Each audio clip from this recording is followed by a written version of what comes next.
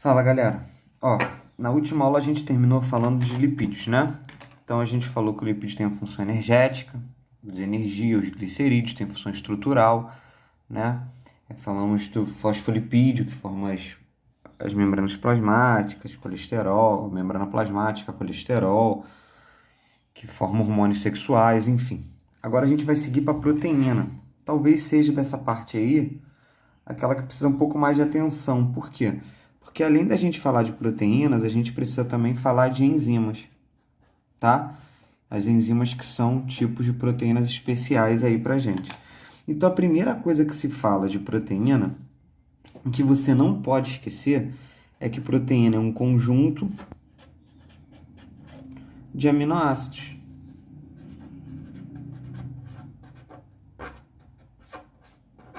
Proteína é um conjunto de aminoácidos unidos com ligações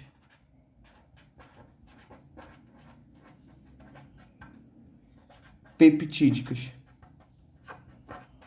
Caraca, Vinícius, não entendi. Nesse momento eu não quero que você grave o nome dos aminoácidos. Tem serina, alanina, triptofano. Tem alguns nomes meio estranhos. Eu não preciso que você grave isso para esse momento. O que eu preciso é que você saiba que, vamos supor que tem o aminoácido 1, ele vai se ligar ao aminoácido 2. Essa ligação entre os aminoácidos a gente chama de ligação peptídica. Então, a ligação peptídica é essa ligação entre os aminoácidos. Aí vai ter a ligação com o aminoácido 3. Depois aminoácido 4 e assim sucessivamente. Beleza? Devido a essas ligações, a gente vai dizer que existem algumas estruturas dessa proteína. Como assim, Vinícius? A proteína, ela vai ter algumas estruturas. A primeira delas a gente chama de estrutura primária. A estrutura primária depois vem a secundária,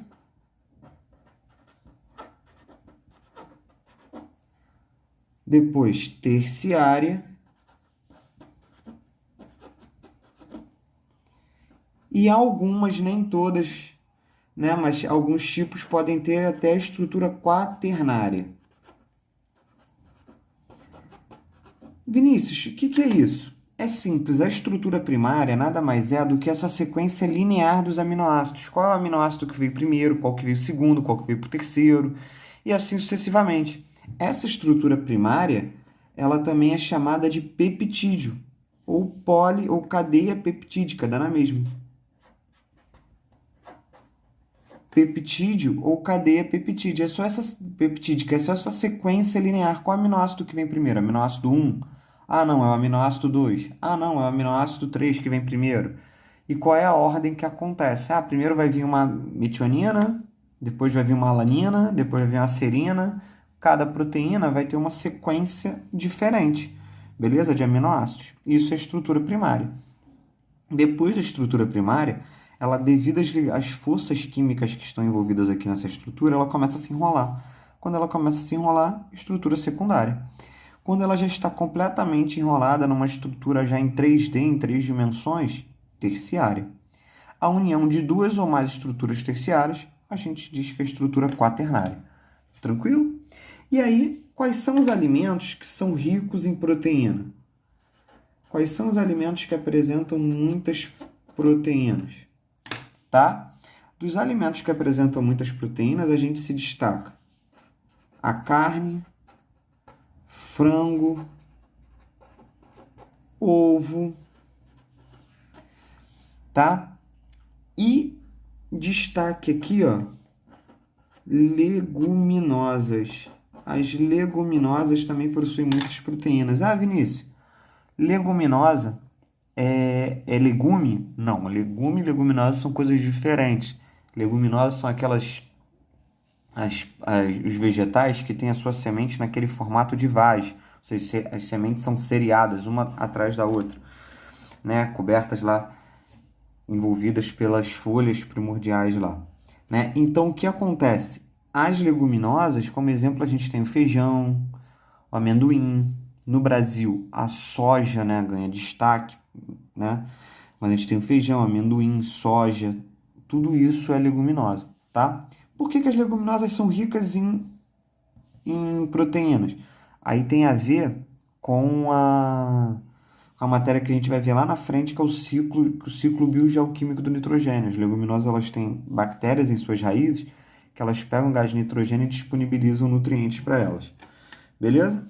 E aí, existe várias funções das proteínas. Existe proteína com função de imunidade, né? Então ela tem a função de funções de proteína. Ela pode ter função energética para produzir energia. Por último, tá, galera?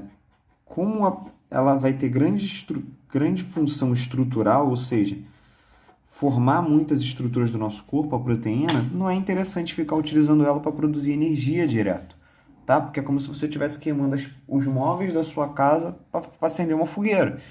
Então você está gerando energia, mas está destruindo a sua casa. Beleza? É mais ou menos essa a ideia. Ela vai ter uma função energética, estrutural, imunidade, porque são os anticorpos são feitos à base de proteína, tranquilo? E a principal delas, que mais aparece, é enzimática. Vinícius, e aí é a nossa grande questão. A gente vai começar a dar uma discutida aqui em enzima. Vinícius, e o que é enzima? A primeira coisa que você precisa saber é que as enzimas elas aceleram as reações. Elas são chamadas de catalisadores. Elas aceleram as reações. Elas deixam as reações mais rápidas, tá? Eu costumo brincar na sala de aula que eu falo que a enzima é vamos supor, aquele casal de amigos que um gosta do outro, mas ninguém tem coragem de tomar iniciativa. Aí tem sempre aquela pessoa que vai adiantar. Então eu brinco, né? Adiantar lá o casal. Eu brinco que essa pessoa que vai tentar adiantar a situação, a gente brinca que ela é uma enzima cupido, tá tentando ali juntar a galera. Ela tá acelerando o encontro do casal. Tranquilo? Então as enzimas, elas são aceleradores das reações químicas do nosso corpo. Elas são aceleradores do metabolismo. Para uma enzima funcionar, a enzima ela precisa se ligar ela precisa se ligar a um tipo de substrato.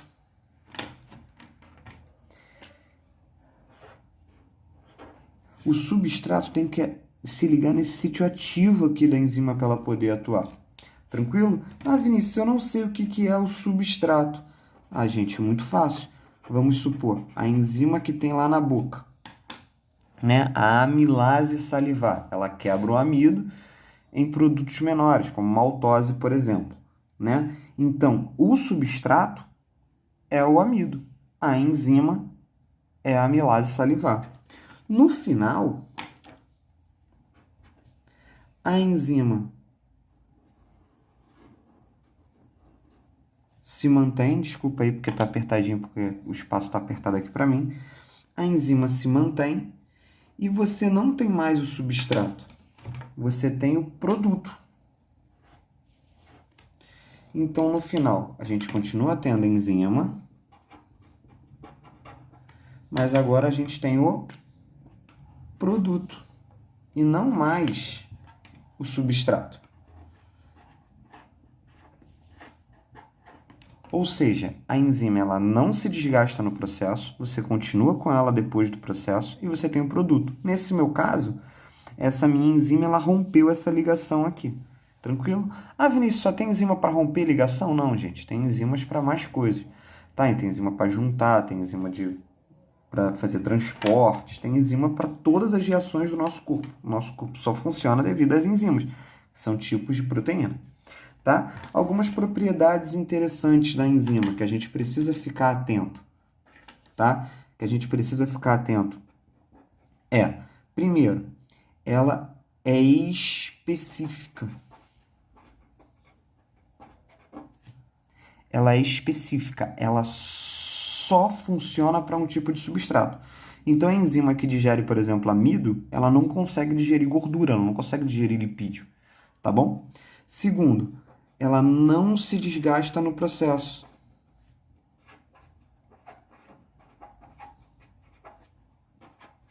Ela não se desgasta no processo. Ou seja, depois que ela se ligou a um substrato, ela pode se ligar a outro. Tranquilo?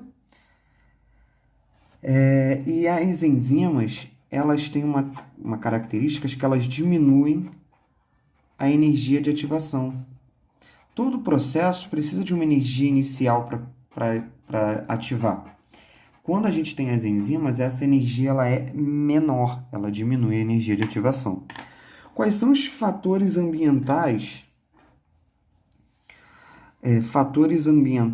que as enzimas estão submetidas? Há dois fatores ambientais, tá? O primeiro deles é o pH. Cada enzima só funciona em um pH específico. Tranquilo? Se o pH for diferente, ela não funciona. Então, cada enzima só funciona em um pH específico. Beleza? Tranquilo? Então, ela, por exemplo, a enzima da boca, ela só funciona com o pH da boca, que é aproximadamente 7, né? 6,5, perto de 7. Se ela descer para o estômago com o pH é ácido, ela funciona? Não funciona. Tranquilo? E o outro é a temperatura. Com a temperatura baixa, não funciona. Se a temperatura estiver alta, elevada, ela desnatura.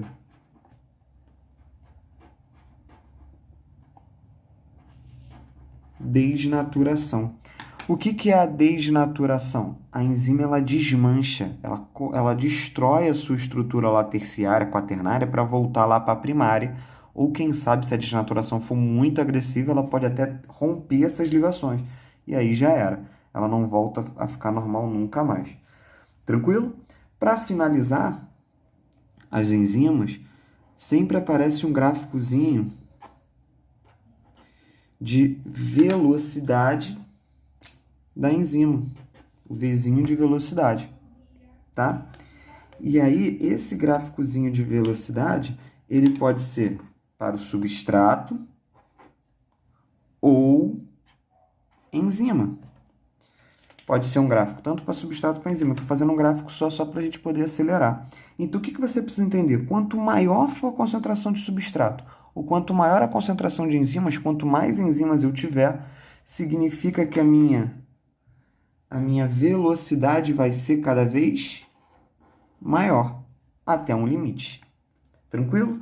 Eu fiz uma paródiazinha, e eu canto muito mal, mas eu fiz uma paródiazinha para a gente poder dar uma estudada nisso daí. Olha como é que ficou aquela música do Naldo, né? Que na verdade eu nem sei cantar ela na sua versão original, mas rolou uma paródiazinha aí para a gente poder entender. Ó, a música era mais substrato ou enzima, pra ela tanto faz.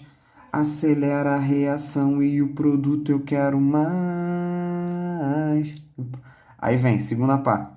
Mais substrato ou enzima, pra ela tanto faz.